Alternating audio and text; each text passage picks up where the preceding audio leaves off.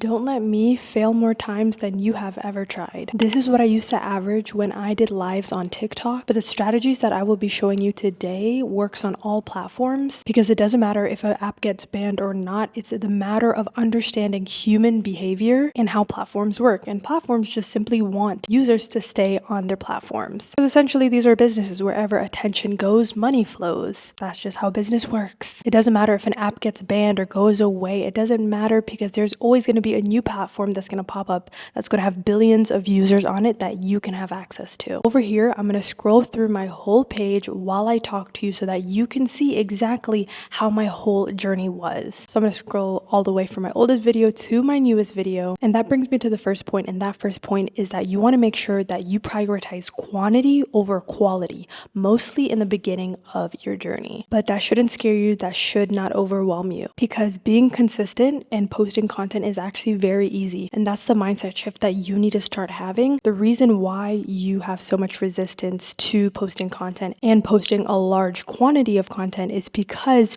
you are too in your head about it. You are a perfectionist about it. The way you think about it is not, oh, content is effortless and easy to have. It all starts with your mindset. When you start seeing things as easy, you start doing it more. So I would say completely have a whole mindset shift that, hey, making content can be very easy. Making content is easy for me because all I have to do is speak from my mind, speak from my heart, speak from my spirit, and it will attract the people that I want to attract. Your vibe literally attracts your tribe. And that's why I said in the beginning of the video, don't let me fail more times than you have even tried. Because as you have just seen, or you're still seeing, because the video right here is like 3 minutes long of me just scrolling through my content. The reason why I say that is because so many people see their content flopping and see it as a failure because it hasn't popped off or hasn't been viral. When you go through the top of my content now, I get tens of hundreds of thousands and even millions of views as you go more up,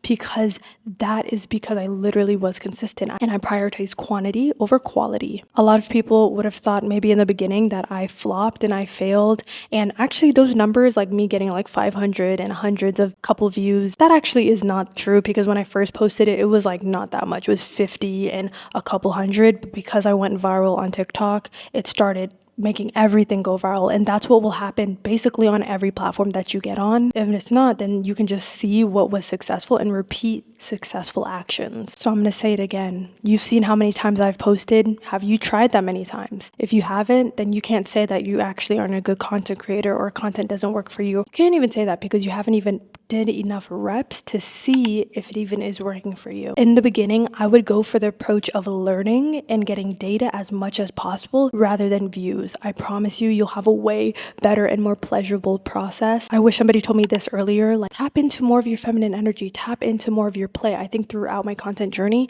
I slowed down a little bit when it came to content. I overthought it when it came to content, when in actuality, I should have just tapped into my feminine energy, got into my play and pleasure. How can I make this more pleasurable? How can I make this more playful? How can I make this more enjoyable? That is a question that you can start asking yourself so that you can have a sustainable, long-term content creator journey. And that brings me to the next point, so that you can have a more pleasurable experience, is make sure to have authenticity over aesthetics. Now, I'm a woman, I love aesthetics. And I know a lot of people do, but women especially, I tend to see that they really value aesthetics. Sometimes I tend to see a lot of people over curate. Like they're like, okay, I need to do the text and the music and the freaking, the best mic and the best lights and everything. Simple scales, fancy fails. Aesthetics is important, and I'm never gonna say, make your video look ugly as possible and expect great results all the time. No, I would just say make it a 1% better kind of mentality, rather than I'm gonna get all the equipment that I need to get so that I can make it as beautiful as possible in the first try. No.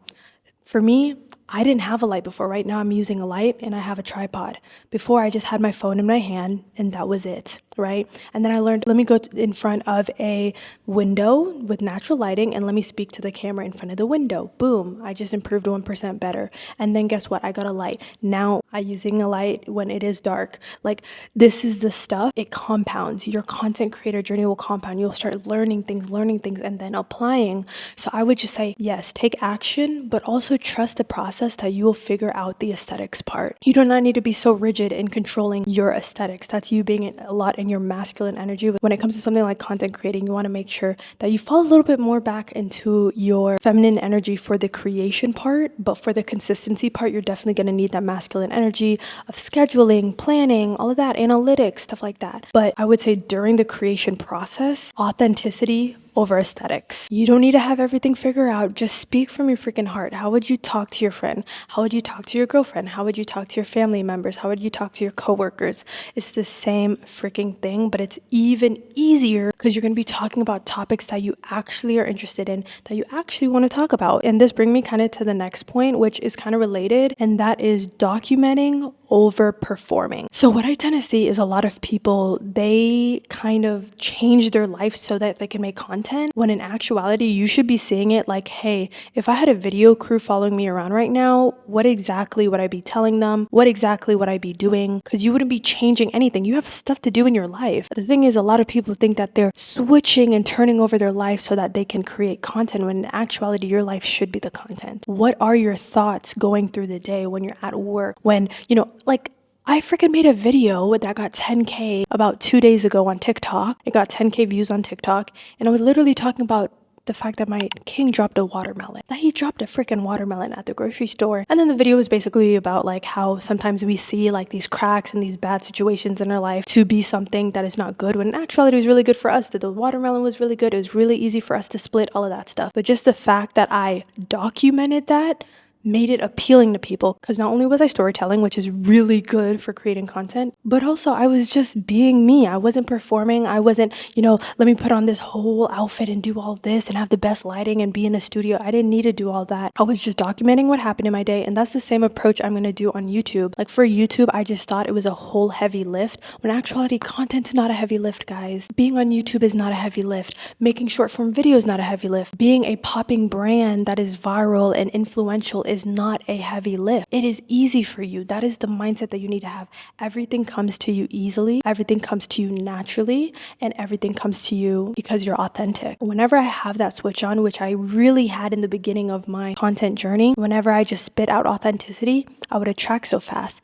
Authenticity attracts at the end of the day, on social media and in your real life. People don't want a freaking performance on social media unless they know that it's a performance. But for the most part, people want actual human connection. And if you want to make an actual impactful brand, then you want to make sure that you understand that concept. And the last one is honestly the best one: self-development over stagnation. What the heck does that mean? You want to make sure that during your content process, during your content creation journey, that you are also doing self-development, not only on how do I brand better, how do I make content better, all of that. You want to make sure that you actually have a plan to grow in terms of knowledge for content, but also you want to do self-personal development. How do I manage my time better? How do I have a more positive growth mindset? How do I exude confidence? How do I get rid of my limiting beliefs? All of that stuff you think would not matter, but it actually does. It helps you perform better. And that's why I talk about feminine energy and inner work so much, because it will help you in the action taking, and it will help you be more efficient in the action taking steps. I want you to start seeing content creation as a business. Because guess what? In business, entrepreneurship is just self-development with a paycheck. The more self-development you do, get rid of limiting beliefs, make sure that you have an identity that is aligned with success and growth. And when you get 1% better every single day, that's not only going to help your business, it's going to help you provide more value to others. So I'm not even talking about in an exchange of money and you getting money. A business is an exchange of value. Hey, I'm going to provide you something and you're going to give me money back. Content, it's the same model. Hey, I'm going to provide you value in terms of education, entertainment, inspiration, and guess what? You're going to give me engagement back, whether that's comments, likes, maybe even they're buying your products or they are doing one-on-one coaching with you, whatever the offer is. Obviously, content is a great gateway so that you can get leads for your business, but I want you to start understanding the fact that if you do not do your self-development along with create content, then guess what? You are going to be stagnant, right? You're going to keep making the same content ideas. You're going to be stuck on, hey, why am I not getting ideas really quick? When I'm on my self-development routine, guys, ideas come to me like waterworks. Oh my goodness. I get 5 ideas a day minimum, and I write them down and boom, I'm creating a YouTube video. This video right here at this idea, came to me about a couple hours ago. I just typed a couple key points so that I don't miss anything, and I freaking pressed record. None of this is complicated. So if you're looking to grow on a platform, I know I'm on multiple platforms and I'm looking to grow, and you want a self-development sisterhood, but also a content sisterhood that you guys can bounce ideas off of, or you can share strategies together so that you can grow together. I actually have a community called Habitual Honeys. In there, I help you stick to habits, but also have a sweet time while going through those habits and processes. So if you want to join, I'm going to put the link of my group in the description below, because guys, content really does not need to be hard. Content does not have to be a heavy lift. It's not a heavy lift. You just making it a heavy lift, and it's first start with your mind. So inside of my community, I'm going to share all of my content and branding tips I'm going to be using for growth, because I plan to go heavy on YouTube. So I appreciate you guys being here. Make sure to subscribe and like, and I will see you in the next video. Mwah!